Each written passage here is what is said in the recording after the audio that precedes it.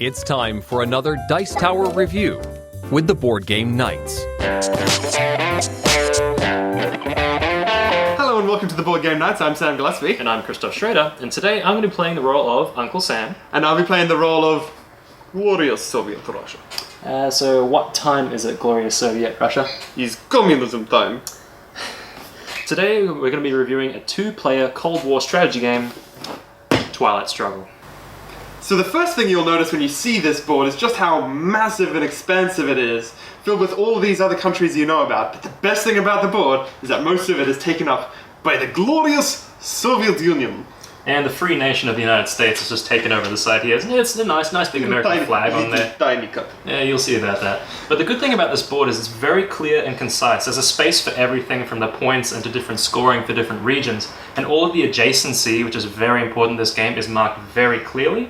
So yeah, it makes the gameplay experience quite nice, being such a nice board. Yeah, you never have to struggle to find anything in this board. It just all makes sense. So the game is divided up into three phases, the early, the mid, and the late war. And to start the game, you'll take this early war deck, shuffle it up, and give each player 8 cards to start the game. The interesting thing is that the game now evolves over each phase of the game. So from the early to mid-war, you'll just simply add the extra deck of mid-war cards, not removing the early war cards. So that means there's more options for things to play, and how they combine will change as the game goes on.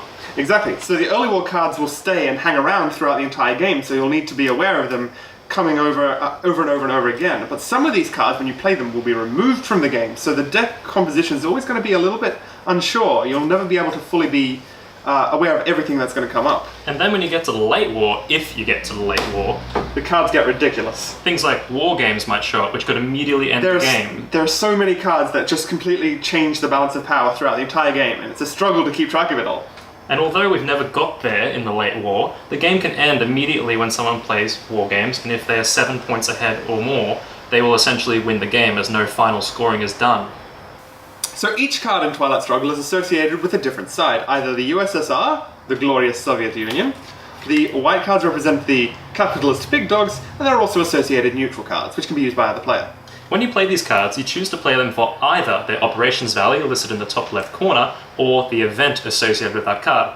If you play them for their operations value, you'll use those points to then increase your influence across the world map.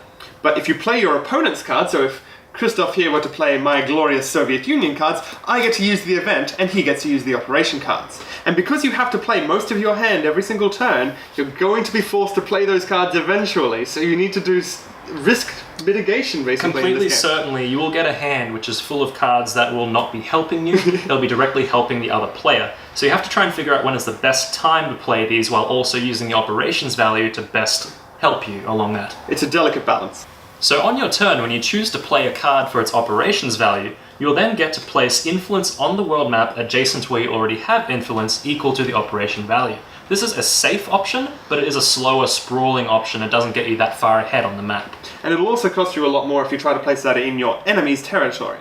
Alternatively, you can try and do a realignment roll, whereby both you and your opponent do rolls to try and remove each other's influence from a given space. And you'll get benefits if you have lots of adjacent nearby countries. The most risky option you can do with these operation points, however, is to place a coup.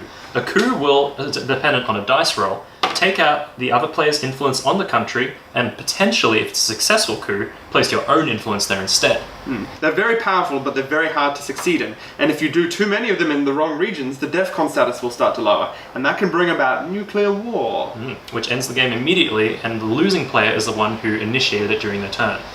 In addition to thermonuclear war, the game also ends if either side reaches their victory point track to 20 points.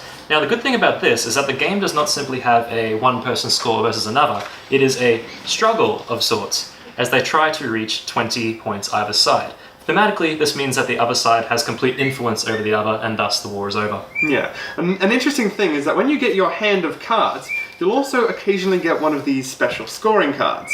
And these, when they're played, means that you compare that region to your opponent, and whoever has more countries can get more points. And there's special scoring rules for who has presidents versus dominance versus control, and they'll give different amount of points accordingly. And these can be massive in the game because, I mean, for instance, Europe, if you have domination, which isn't complete control, just you have more than your opponent, you get 7 points. And in the game that's only to 20 points, that's massive. Particularly in the late war. And on top of that too, if you manage to have complete control over Europe, which is very difficult, it's immediate game win when to this you. card is played. But the thing is that because you get to play this at any time during your turn, you sort of spend most of your turn trying to maximize your control over that region before you play it. But your enemy's going to be trying to counter it as well, so you've got to think, do I play it early or late? A big part of Twilight's struggle is getting a hand full of cards that you do not want to play. There is one good way to try and get rid of these once per round. It is the Space Race track. You can choose a card that you do not want to play, which in this case I do not want to play it at all as a US player, discard it, and then make a roll for the Space track. If it's a successful roll, I will then move up and get points and other bonuses, which include also playing more of these cards to throw away in the Space Race. Yes. As another balancing mechanic, there is also this China card, which is a very powerful 4-point operation card. 5 if you play it only in Asia. And when you play this one, you can play it instead of playing another card in your hand, and then you give it to your opponent face down. And at the start of their next turn, they'll flip it face up, and it'll be an option for them to use. So this one will go back and forth between both players as a way to try and balance out that condition. So now let's sit down and get our thoughts about this game. Now, it was a very long game, it was a very frustrating game, but it was a very engaging game. It was a very good game, in short. Absolutely. Yeah, the game does drag for a little while. It goes for a bit of time, but every single bit there's cards going up, left, right, and center. There's movement of things going everywhere across the board. It's hard to get everything that you want done in a turn, and the cards that you have will never work exactly as you anticipate. Yeah. It is in short, for me, it was a frustrating experience, but it does add a lot to the game in the way that when you have a handful of cards, a good half of them or more are going to be cards which are not going to help you. Yeah. As simple as that. Yeah, I mean, you'll get a hand that's 5 of your enemy's cards and 3 of your cards, and go, wow, that's a terrible hand. But that's, statistically going to happen throughout a game. And it does balance with the other players' cards as well. They will have that same sort of hand going on at that same time. So it's really about trying to play the cards at the right time so that it will give the least benefit to your opponent, while also you can make use of those operation values to then spread out equally and get some influence down somewhere or do a coup. The thing that I really like is the scoring cards, because if you get them in your hand, you'll need to spend one of your actions throughout your turn to just play it to get that scoring out. And that means that you go a little bit slower in terms of that momentum, but it also means you get the knowledge of where you need to focus this turn, whereas your enemy doesn't get that. So you can usually pump out 2 or 3 good big operations in a region, then play the scoring card, and then just forget about that region, because it's got to go through the deck before you'll see it again, so you can sort of put that one on the back burner for a little bit. Indeed. I'll take a step back quickly, just theming. If you're going for a game for theme, this is a game about the Cold War, and it is absolutely dripping in the theme, to use the term not lightly. It is absolutely drenched in it. It's every single card, every single mechanic, it's all built perfectly to match that Cold War gameplay. Yes. This rulebook looks pretty thick, but the last 10, 15 pages of it are all just each individual card in the game and what they correspond to in history. You could sit down and learn the entire Cold War in this book, probably. Yeah. Then better than you probably would just trawling through Wikipedia or something. History buffs or people who want to learn about the Cold War, they will love this. Absolutely. And I think it would actually probably help your gameplay if you knew about the Cold War a little bit. That is probably that's actually probably a negative for this game. It's one of those things, like for any large game, its largest negative is the accessibility. It's not an accessible game. This one is actually, I'd say it's one of the worst games I've seen. This not as an insult, but it's just, there's so many cards in there that you just don't know about the first time you play. So in the very first instance, like Christoph said, I'll just take a couple of places in France here, and then get a nice secure area around here. But there's a card in the early war that is basically the USSR wins France.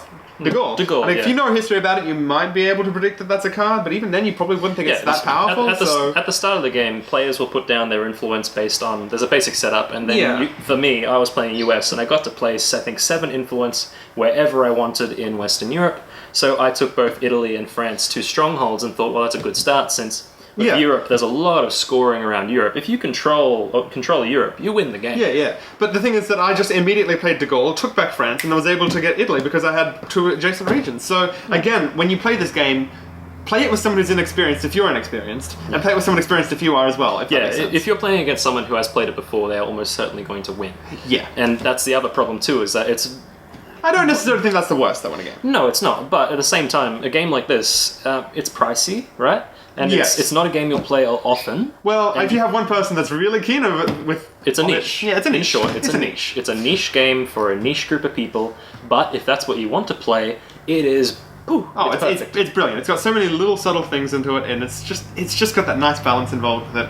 And just the idea of when you actually have one of your own cards, do you use the operation or the points on event. it? Because if you use some of those once they get removed from the game, and that means that there'll be more of your opponent's cards than your cards in the later game, so you sort of go, well, do I just play this one for the operation? It's subtle strategy there. Yeah. Yeah, and because if they get it in their hand, then you get that operation no matter what, unless they... In addition to the cards in your hand being frustrating, the dice rolls in this game Yeah. can throw a spanner in the works in terms of luck.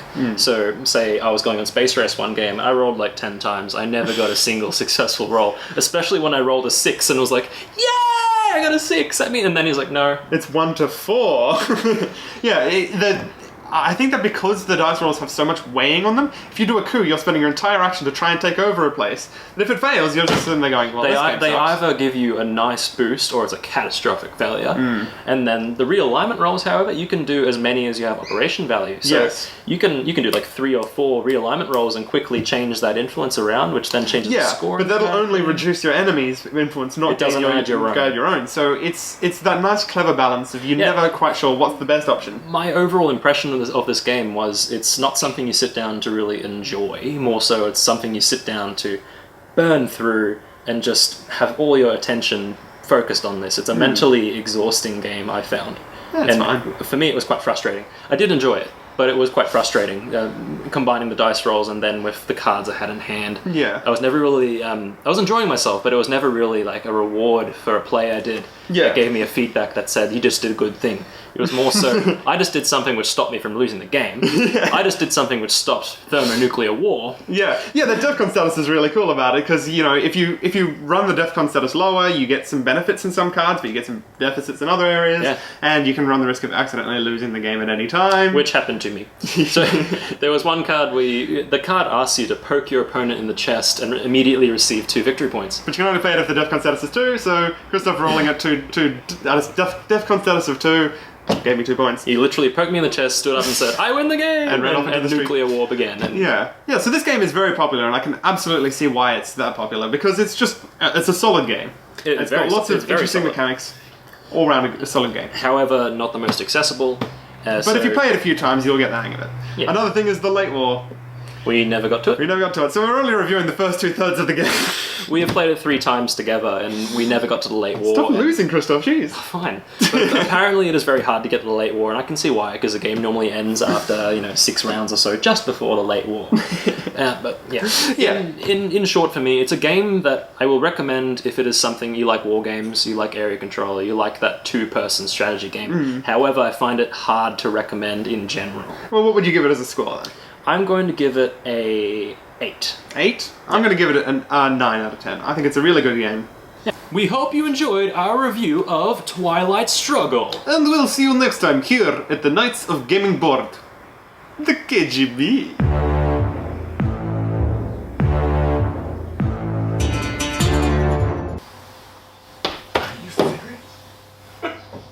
Pick it up!